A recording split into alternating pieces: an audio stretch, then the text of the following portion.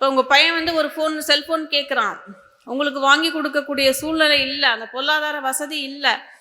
இருந்தாலும் பையன் ஆசைப்படுறானே சொல்லி கடனை வாங்கியாவது ஒரு மொபைல் ஃபோன் வாங்கி கொடுக்குறீங்களா இல்லையா? அதே மாதிரி பைக்கு கேட்குறான், வாங்கி கொடுக்குறீங்களா இல்லையா?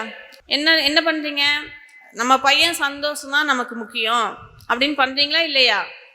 ஒரு உடலை கொடுத்த கருவியாக இருக்கக்கூடிய தாய் தந்தைக்கே இப்படி இருக்கும்போது, உங்களுடைய உயிரை கொடுத்த அந்த தாய் தந்தையாக இருக்கக்கூடிய இறைவனுக்கு அப்போ எப்படி இருக்கும் சொல்லுங்கள்? உங்களை எப்படி கையில் ஏந்தி பார்த்துக்குவான் சொல்லுங்கள்?